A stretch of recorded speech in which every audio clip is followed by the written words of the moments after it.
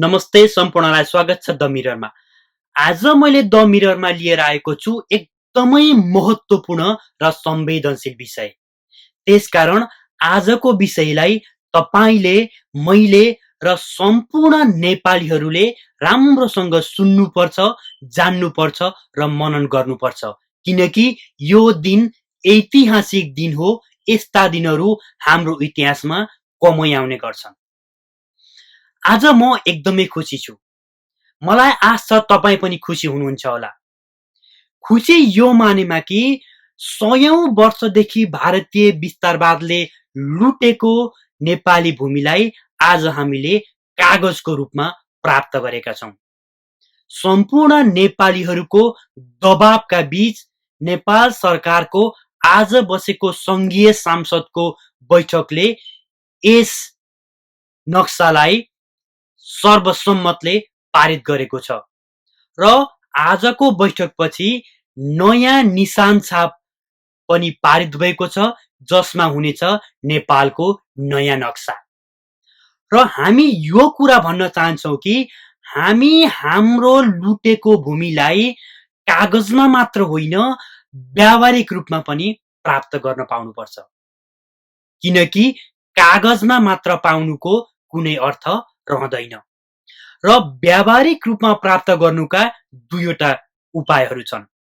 एउटा उपाय उक्त क्षेत्रमा अबदेखि सुरक्षाको लागि नेपाली सेनाहरू नेपाली झण्डा सहित क्याम्प खडा गरेर बस्नुपर्छ र उक्त क्षेत्रमा अब आउने निर्वाचनमा जनताले भोट हाल्ने अधिकार पाउनुपर्छ र त्यो निर्वाचनको जिम्मा नेपाली सेनाले लिनुपर्छ र त्यसमा पनि राष्ट्रिय झण्डाको प्रयोग गर्नुपर्छ। यति दुई कुराहरू भएमा हामीलाई यस्तो अनुभव हुनेछ कि हामीले यसलाई अफिसियल्ली अनुभव गर्न पाउनेछौं। र आजको संसद बैठकमा उपस्थिति भएर नेपाल राष्ट्र र नेपाली जनताको पक्षमा मतदान गर्ने सम्पूर्ण सभासदज्यूहरूलाई म हार्दिक धन्यवाद दिन चाहन्छु र हाम्रो मन्त्री परिषद र हाम्रा प्रधानमन्त्री श्री केपी शर्मा ओलीलाई हृदयदेखि नै म मेरो व्यक्तिगत तर्फबाट र द मिरर परिवारको तर्फबाट हार्दिक धन्यवाद दिन चाहन्छु। तर आजको विषय अलि फरक छ।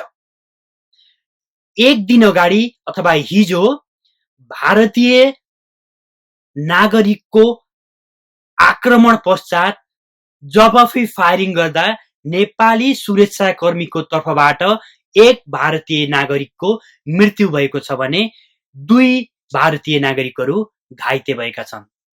सर्लाहीको प्रहरी चेकपोस्टमा उनीहरूले प्रहरीसँग रहेको हतियार लुटेर आक्रमण गर्न खोज्दा भएको प्रतिकारमा नेपाली सुरक्षाकर्मीले गोली चलाउँदा उनीहरूको मृत्यु भएको छ र यो कुरा सर्लाही प्रहरी कार्यालय पनि जनाएको छ। र कुरा यो घटनाको मात्र होइन, कुरा यहाँ के आयो भने जुन घटना घट्यो त्यो घटनालाई अतिरञ्जित गर्दै भारतीय मिडियाहरूको यस्तो दादागिरी चल्यो कि त्यो देखेर हामी एकदमै आश्चर्य पर्यौं, एकदमै चकित पर्यौं।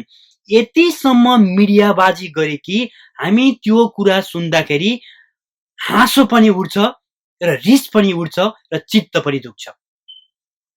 जब घटना घट्छ कुनै पनि ठाउँमा त हाम्रो प्रायोरिटी के हुन्छ भन्दा घटना कसरी घट्यो, के कारणले घटना घट्यो र त्यसको छानबिन कहिले गर्ने, कसरी गर्ने र सम्बन्धित पक्षलाई जानकारी गराउनु नै पत्रकारिताको मुख्य धर्म र पेशा हो।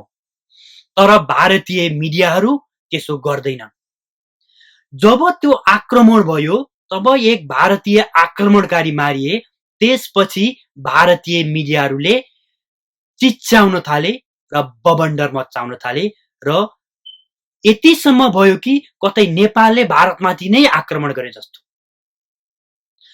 र अचम्मको कुरो त के हो भन्दा उनीहरूले नेपालको सैन्य शक्तिलाई भारतको सैन्य शक्तिसँग तुलना गर्न थाले। नेपालको सैन्य शक्तिको पोजिसन यो, भारतीय सैन्य शक्तिको पोजिसन यो, नेपालको सेनासँग यति हेलिकप्टर, यति लडाकु विमान, यति लन्चर, यति मिसाइल, भारतीयसँग यति भनेर उनीहरूले झन्डै झन्डै युद्धकै तयारी गरेको हो कि जस्तो बनाउन थाले। तर हामीले त्यस्तो गरेनौं र यो कुरा सुन्दा यस्तो लाग्थ्यो कि भोलिबाट भारतले नेपालमाथि आक्रमण गर्दैछ अथवा युद्ध थोपर्दैछ। यति बबन्डर मच्चायो र मैले अघि नै भनिसके कि जब घटना घट्छ त्यो पत्रकारको अथवा मिडियाको काम के हुन्छ भने घटना कसरी घट्यो र अब के गर्ने अथवा नेपाल पक्षलाई पनि खबर गर्ने, यो यस्तो यस्तो घटना घट्यो भनेर। तर त्यो होइन, उनीहरू सैन्य शक्तिको तुलना गर्छन्। र म भारतीय मिडियालाई के चेतावनी दिन चाहन्छु भने नेपाल भनेको शान्ति भूमि हो। हामी युद्ध गर्न चाहदैनौं, तर होइन कि हामी सक्दैनौं। हामी सक्छौं, तर पनि युद्ध भनेको जब युद्ध गरिन्छ दुवै पक्षको नोक्सान हुन्छ, या त बलियो होस् या त कमजोर होस्, या त हारोस् अथवा या त जितोस्, दुवै पक्षको उत्तिकै नोक्सान हुन्छ। हाम्रो भूमि भनेको गौतम बुद्धको भूमि हो, माता सीताको भूमि हो।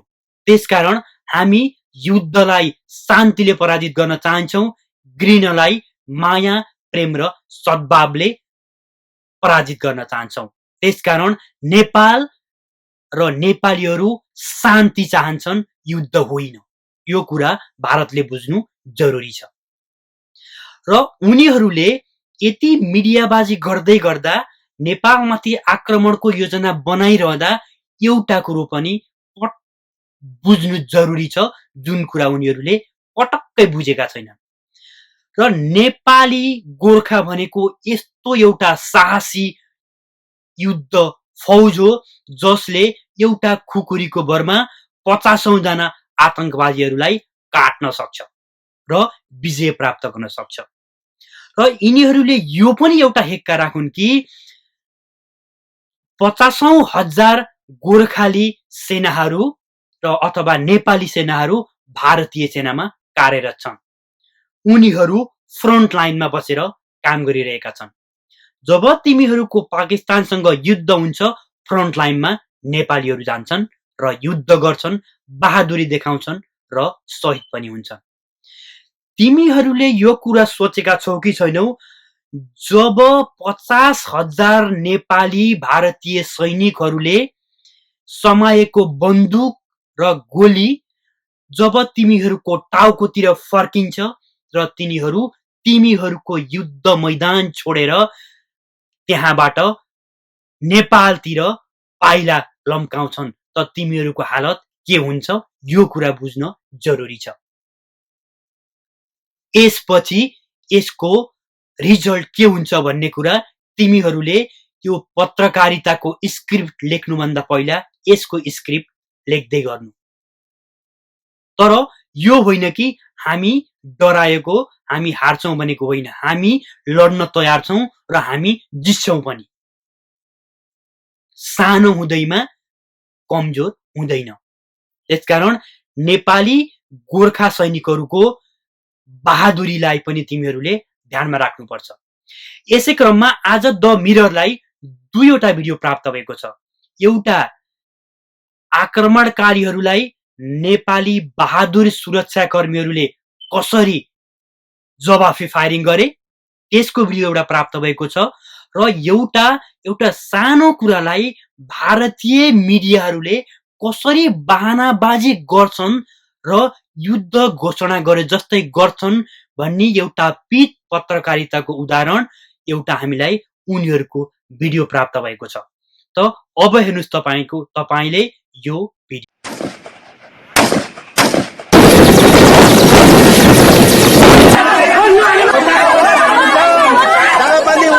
सशस्त्र प्रहरी पोस्टमा भारतीय समूहद्वारा आक्रमण, 1 जनाको मृत्यु, 2 घाइते। सर्लाहीमा सशस्त्र प्रहरी बलको पोस्टमा भारतीय समूहले आक्रमण गरेको छ।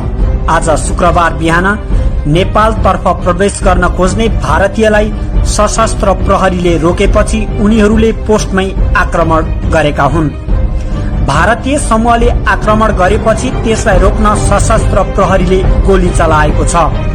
प्रहरीको हतियार खोसेपछि सशस्त्र प्रहरीले गोली चलाउन बाध्य भएको थियो। सर्लाही स्थित नेपाल भारत सीमा क्षेत्रमा सशस्त्र प्रहरीले गोली चलाउँदा एक भारतीय नागरिकको मृत्यु भएको जिल्ला प्रहरी कार्यालय सर्लाहीले जनाएको छ। सो क्रममा सीतामढ़ी लालबंदी। नमस्कार, स्वागत है आपका हेडलाइंस इंडिया पर। मैं हूं नवीन चौहान। लगातार नेपाल बॉर्डर पर अब अपनी हरकतों पर उतर आया। उसने भारत के एक आम नागरिक को मार दिया, गोलीबारी शुरू कर दी। ऐसे में नेपाल कहां टिकता है भारत के सामने, और इसीलिए आज आपके लिए विशेष पेशकश लेकर आए हैं, भारत बनाम नेपाल। अगर नेपाल इतनी हरकतें कर रहा है तो उसे यह भी जान लेना चाहिए कि भारत की ताकत कितनी है, कितनी देर नेपाल भारत के सामने टिक पाएगा। तो चलिए शुरुआत करते हैं इस विशेष रिपोर्ट की। विदिशा सा नेपाल चीन की गोद में बैठकर हमें धमकी दे रहा है, लेकिन उसे जानना चाहिए कि भारत की ताकत सेना में कितनी है। भारत दुनिया की चौथे नंबर की सेना है, जबकि नेपाल का नंबर 122वां आता है। नेपाल के पास कुल 1 लाख जवान हैं, जबकि भारत के पास 14,44,000 सैनिक हैं। यदि इसमें रिजर्व और पैरामिलिट्री फोर्सेस को जोड़ दिया जाए तो यह संख्या 48 लाख के पार जाएगी।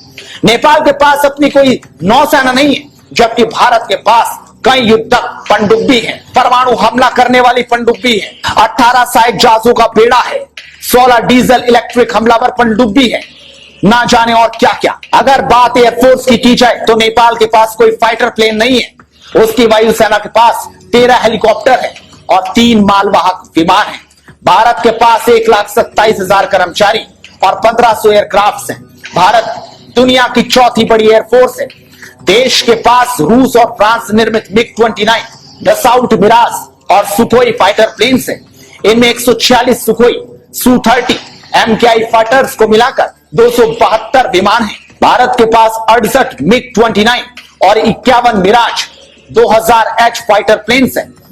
भारत ने हाल ही में 126 Dassault Rafale multi role fighter plane का ऑर्डर दिया है। देश ने 48 तेजस फाइटर प्लेन्स के लिए भी ऑर्डर दे दिया है।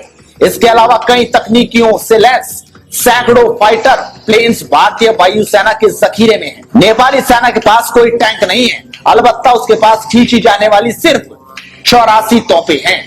भारतीय सेना की ताकत का अंदाजा इसी से लगाया जा सकता है कि सेना के पास 2414 T-72 युद्धक tank, 807 T-90 tank, 248 Arjun MK2 tank हैं। इसके अलावा 550 T-55 टैंक भी है, 807 पिनाका और 150 से ज्यादा BM-21 बहुउपयोगी रॉकेट लॉन्चर्स हैं।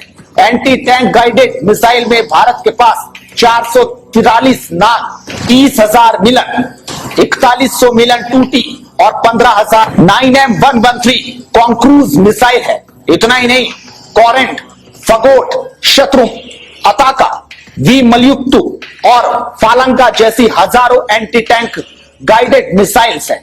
पृथ्वी, सूर्य, अग्नि, ब्रह्मोस बैलिस्टिक मिसाइल की पूरी रेंज है। नेपाल ने सेना पर साल 2017 में $405 बिलियन का खर्चा किया था। हालांकि 2018 में इसे कुछ कम करके $397 मिलियन का खर्चा किया। भारतीय सेना ने 2019 में अपनी सेना पर 71.1 अरब डॉलर खर्च किया। अगर सेना के खर्च पर देखा जाए तो भारत विश्व में तीसरे नंबर पर है। अगर शक्तिशाली सेनाओं की बात की जाए तो नेपाल की सेना का 122वें नंबर पर नंबर आता है। दुनिया की सर्वाधिक शक्तिशाली सेनाओं में भारतीय सेना चौथे नंबर पर है। और सिर्फ यही नहीं, भारत रोज तो पाकिस्तान में एयर स्ट्राइक और सर्जिकल स्ट्राइक करता है, रोज उनके आतंकियों को चुन चुन कर मारता है। और आप समझ सकते हैं कि नेपाल हमें धमकी देता है, नेपाल बॉर्डर पे गोलीबारी करता है। उसे समझ जाना चाहिए कि भारत की ताकत के सामने वो कुछ नहीं। इस वीडियो को आप ज्यादा से ज्यादा शेयर कीजिए ताकि नेपाल तक पता चल जाए, उनको समझ में आ जाए कि उनकी ताकत कितनी है। और हेडलाइंस इंडिया को सब्सक्राइब कीजिए, सपोर्ट कीजिए।